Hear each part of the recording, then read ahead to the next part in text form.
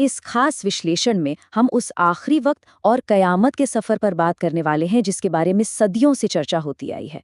आज हमारी सारी बातें सही मुस्लिम की उस बेहद प्रामाणिक हदीस पर आधारित होंगी जिसे हजरत अब्दुल्ला इब्न उमर ने बयान किया है।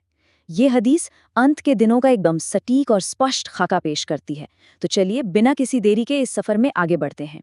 इस सफर को हमने मुख्य रूप से 6 हिस्सों में बांटा है ताकि इसे समझना आसान हो।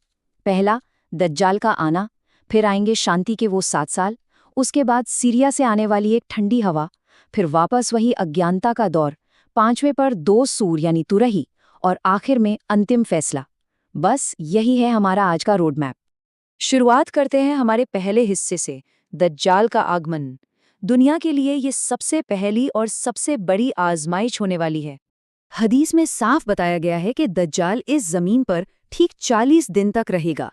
अब 40 दिन सुनने में बहुत छोटे लगते हैं, है ना? पर जरा रुकिए, इस दौरान वक्त का पहिया कुछ इस तरह घूमेगा कि पहला दिन एक पूरे साल के बराबर लंबा होगा, दूसरा दिन एक महीने जैसा, और तीसरा दिन एक हफ्ते के बराबर। बाकी बचे हुए 37 दिन हमारे आम दिनों जैसे होंगे। मतलब उस अफरा-तफरी के माहौल में वक्त का एहसास ही पूरी तरह बदल चुका होगा। और ठीक इसी भयानक संकट के बीच हजरत ईसा का आगमन होता है। उनके रूप के बारे में बताया गया है कि वो उर्वा इब्न मसूद जैसे दिखते होंगे। उनका बस एक ही मकसद होगा, दज्जाल को ढूंढना और इस बुराई को हमेशा के लिए खत्म करना, ताकि इस भयंकर तबाही को रोका जा सके। दज्जाल के अंत के बाद हम अपने दूसरे पड़ाव पर आते हैं। ये है 7 साल की शांति, एक ऐसा सुनहरा दौर जिसकी हम आज बस कल्पना ही कर सकते हैं। अब यहाँ इस बदलाव को समझना बहुत दिलचस्प है। जरा सोचिए, एक तरफ दज्जाल के वक्त का वो भयानक डर और अफरा तफरी, और ठीक उसके बाद हजरत ईसा का ये 7 साल का विश्वव्यापी भाईचारा। इन 7 सालों में दुनिया के किसी भी 2 इंसानों के बीच भूल कर भी कोई दुश्मनी या नफरत नहीं होगी। दुनिया के एक छोर से दूसरे छोर तक सिर्फ और सिर्फ प्यार और शांति होगी। नफरत का तो जैसे नामो निशान ही मिट जाएगा। पर क्या ये परफेक्ट शांति हमेशा रहेगी? जी नहीं। यहाँ से हम तीसरे पड़ाव पर चलते हैं, सीरिया की ठंडी हवा, जहाँ से एक अचानक और गहरा आध्यात्मिक बदलाव शुरू होता है। ये ठंडी हवा आखिर है क्या? असल में सीरिया की तरफ से एक बेहद शांत और हल्की हवा चलेगी। ये हवा इतनी खास होगी कि किसी के दिल में अगर राई के दाने के बराबर यानी सबसे मामूली सा भी ईमान होगा तो ये हवा शांति से उसकी रूह निकाल लेगी। और सबसे बड़ी बात, अगर कोई पहाड़ की गुफाओं के अंदर भी छिपा होगा ना, तो ये हवा वहां भी पहुंच जाएगी। क्यों? ताकि कोई भी नेक इंसान आगे आने वाले सबसे बुरे दौर को देखने के लिए जिंदा न बचे। उन सभी भले लोगों के जाने के बाद दुनिया अपने चौथे फेज में एंटर करेगी, अज्ञानता की तरफ वापसी, एक पूरी तरह से भ्रष्ट दुनिया।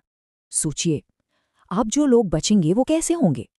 हदीस बताती है कि उनका मन पक्षियों की तरह चंचल होगा, यानी गुनाहों की तरफ तेजी से भागने वाले, और उनका बर्ताव जंगली जानवरों जैसा क्रूर होगा। नैतिकता बिल्कुल खत्म हो चुकी होगी। इसी का फायदा उठा के शैतान उन्हें बहुत आसानी से मूर्ति पूजा की तरफ वापस ले जाएगा। पर सबसे अजीब बात पता है क्या है? इस पूरे नैतिक पतन के बावजूद बाहर से ये लोग बेहद अमीर और खुशहाल दिखेंगे। और ठीक इसी खोखलेपन के बीच एक ब्रह्मांडीय घटना घटती है, हमारा 5वां पड़ाव, 2 सूर। हदीस एक बड़ा ही जीवंत दृश्य पेश करती है। कहा गया है कि इस सूर यानी तुरही को सुनने वाला पहला शख्स वो होगा जो शांति से अपने ऊंट को पानी पिलाने वाला हौज ठीक कर रहा होगा। मतलब ये इतना अचानक होगा, इंसानियत अपना रोजमर्रा का काम कर रही होगी और अचानक ऐसी तेज आवाज आएगी कि सब अपनी गर्दन झुकाएंगे, बेहोश होंगे और वहीं सब खत्म हो जाएगा। इस पहले और दूसरे सूर के बीच एक बहुत लंबा और खामोश अंतराल होगा, पूरे 40 साल का। ये एक ऐसा सन्नाटा होगा जिसमें जमीन पर कोई जीवन नहीं होगा, हर तरफ सिर्फ और सिर्फ ठहराव होगा। लेकिन उस सन्नाटे के बाद पुनर्जीवन यानी रेजरेक्शन की एक पूरी प्रक्रिया शुरू होगी, स्टेप बाय स्टेप। सबसे पहले ओस जैसी एक हल्की बारिश होगी। इस बारिश से मिट्टी में मिल चुके जिस्म दोबारा उगने और आकार लेने लगेंगे। फिर दूसरा सूर फूंका लाएगा, रूहें अपने अपने जिस्मों में वापस लौट आएंगी और अगले ही पल पूरी की पूरी इंसानियत अचानक से उठ खड़ी होगी। और लोग जैसे ही उठेंगे, हम आ जाएंगे अपने आखिरी और छठे पड़ाव में, पुनरुत्थान और अंतिम फैसला। लोग अपनी कब्रों से उठकर घबराहट में इधर-उधर देख ही रहे होंगे कि तभी एक बेहद सख्त ईश्वरीय आदेश गूंजेगा।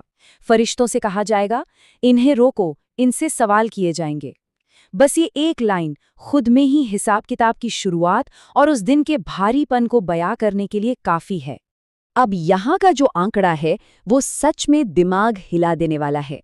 शुरुआती तौर पर हर 1000 में से 999 लोगों को नरक के लिए चुना जाएगा। अब हालांकि बाद में ईश्वरीय कृपा या सिफारिशों से लोग बचाए जाएंगे, पर शुरुआती आंकड़ा 1000 में से 999 उस दिन की भयानकता और गंभीरता को बहुत साफ जाहिर करता है। ये हिसाब किताब और उस दिन की तकलीफ इस हद तक गहरी होगी कि सोर्स मटेरियल साफ कहता है, ये दिन बच्चों को भी बूढ़ा बना देगा। उस समय का मनोवैज्ञानिक और मानसिक दबाव इतना ज्यादा होगा जिसे अल्फाजों में पूरी तरह समेटना लगभग नामुमकिन है। तो आखिर में सबसे बड़ा सवाल यही आता है, अंत के दिनों के इस सटीक और ब्रह्मांडीय रोडमैप को समझने के बाद हमें अपने इस वर्तमान अस्थायी जीवन को किस नज़र से देखना चाहिए? जिस दुनिया, जिस दौलत और जिस शरीर को हम स्थायी मान बैठे हैं, वो आखिर में कितनी क्षणिक है? क्या इस सच्चाई को जानने के बाद भी हमारा दुनिया को देखने का नज़रिया वही रहना चाहिए, या अब वक्त आ गया है जीवन के असली मायने तलाशने का?